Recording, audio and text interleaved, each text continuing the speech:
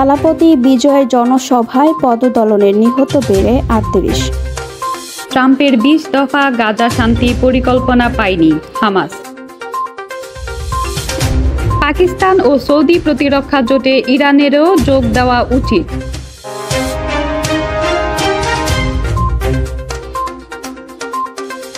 ভারতের চেন্নাইয়ের রাজধানী তামিলনাড়ুতে দেশটির রাজনৈতিক ও অভিনেতা থালাপতি বিজয়ের রাজনৈতিক এক জনসভায় পদদলনে নিহত বেড়ে ৩৮ জনে দাঁড়িয়েছে।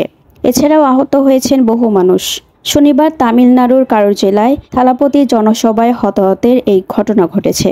কারুর জেলা পুলিশের জ্যেষ্ঠ কর্মকর্তা ডেভিডসন জনসভাস্থলে আহত কয়েক ডজন মানুষকে ইতিমধ্যে হাসপাতালে ভর্তি করা হয়েছে এবং আরও কয়েক ডজনকে আনার প্রক্রিয়া চলছে, যে কারণে মৃতের সংখ্যা আরও বাড়তে পারে বলে আশঙ্কা প্রকাশ করেছেন তিনি।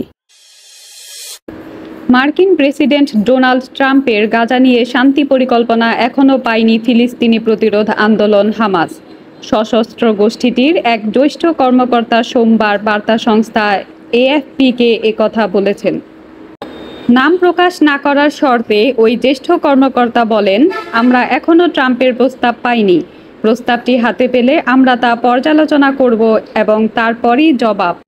এর আগে গাজা যুদ্ধ বন্ধ ও জিম্মিদের মুক্তি সংক্রান্ত ২০ দফা প্রস্তাব প্রকাশ করেন ট্রাম্প। এতে সম্মতি জানিয়েছেন ইসরায়েলের প্রধানমন্ত্রী বেনিয়ামিন নেতানিয়াহু। প্রস্তাবে সম্মতি জানিয়ে নেতানিয়াহু বলেন, আমি বিশ্বাস করি আজ আমরা গাজায় যুদ্ধের অবসান ঘটানোর পাশাপাশি মধ্যপ্রাচ্যে শান্তি প্রতিষ্ঠার অগ্রগতির জন্য একটি অত্যন্ত গুরুত্বপূর্ণ পদক্ষেপ নিচ্ছি। এর প্রভাব মধ্যপ্রাচ্যের বাইরেও পড়বে। ট্রাম্পকে উদ্দেশ্য করে তিনি বলেন, আমি আপনার গাজায় যুদ্ধ শেষ করার পরিকল্পনাকে সমর্থন করি, যা আমাদের যুদ্ধের লক্ষ্যগুলো অর্জন করে। এটি আমাদের সব বন্দীকে ইসরায়েলে ফেরত আনবে, হামাসের সামরিক সক্ষমতা এবং তার রাজনৈতিক শাসনকে অচল করে দেবে এবং নিশ্চিত করবে যে গাজা আর কখনোই ইসরায়েলের জন্য হুমকি হবে না। প্রস্তাব অনুযায়ী হামাস এতে সম্মতি জানালে ৭২ ঘন্টার মধ্যে জীবিত ও মৃত সব জিম্মি মুক্তি পাবে। অপরদিকে হামাস গাজার নিয়ন্ত্রণ ছেড়ে দেবে। সেখানে আমেরিকান, ইউরোপ ও আরব দেশগুলো নিয়ে একটি অন্তর্বর্তী প্রশাসন গঠন করা হবে, যেটির মূল দায়িত্বে থাকবেন ট্রাম্প। এছাড়া গাজার মানুষ গাজাতেই থাকবেন, তাদের অন্য কোনো দেশে জোরপূর্বক পাঠানোর চেষ্টা করা হবে না।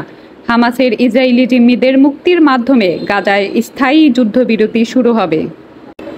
প্রেসিডেন্ট ট্রাম্প জানিয়েছেন, গাজা ও হামাসকে সম্পূর্ণ নিরস্ত্রকরণ করা হবে, আর এ কাজে সহায়তা করবে আরব দেশগুলো। তারা হামাসকে নিরস্ত্রকরণে সহায়তার প্রতিশ্রুতি দিয়েছেন। ইরানের সর্বোচ্চ নেতা আয়াতুল্লাহ আলী খামেনির এক শীর্ষ সামরিক উপদেষ্টা সৌদি আরব ও পাকিস্তানের সাম্প্রতিক প্রতিরক্ষা চুক্তিকে স্বাগত জানিয়েছেন। তিনি মনে করেন ইরানেরও এতে যোগ দেওয়া উচিত।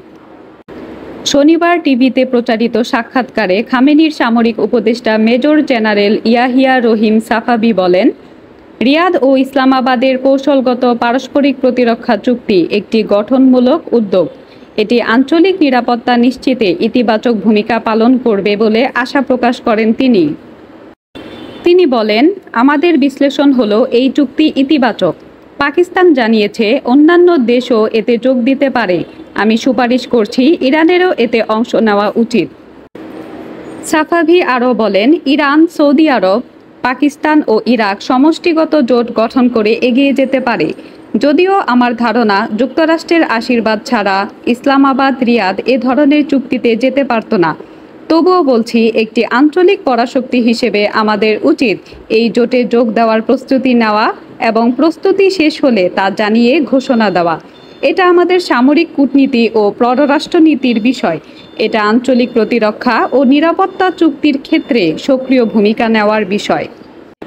১৭ সেপ্টেম্বর সৌদি আরব ও পাকিস্তানের পক্ষে ওই চুক্তিতে সই দেন যথাক্রমে যুবরাজ মোহাম্মদ বিন সালমান ও প্রধানমন্ত্রী শাহবাজ শরীফ। চুক্তির শর্ত মতে এক দেশকে তৃতীয় কোনো দেশ আক্রমণ করলে অপর দেশ তাদের সুরক্ষা দেবে। উভয় পক্ষই এই চুক্তিকে একটি বিশেষ মাইলফলকের আখ্যা দেয়। ওই চুক্তি সইয়ের একদিন আগেই দোহায় একটি জরুরি আরব ইসলামিক সম্মেলন অনুষ্ঠিত হয়। কাতারের রাজধানী দোহায় হামাস নেতাদের বিরুদ্ধে পরিচালিত ইসরায়েলের প্রাণঘাতী হামলার প্রেক্ষাপটে ওই সম্মেলন আয়োজিত হয়। ওই হামলার পর থেকে ইরান ও পাকিস্তান সহ বেশ কয়েকটি মুসলিম দেশ বিদেশি আগ্রাসনের বিরুদ্ধে জোটবদ্ধ হওয়ার প্রয়োজনীয়তার কথা উল্লেখ করেছে। পাকিস্তানের প্রতিরক্ষা মন্ত্রী খাজা আসিফ মত দেন, মার্কিনীদের সম্মতি ছাড়া দোহায় হামলা করার সাহস পেত না ইসরায়েল। তিনি মুসলিম দেশগুলোকে পশ্চিমাদের ন্যাটো জোটের মতো একটি ইসলামিক জোট গঠনের আহ্বান জানান।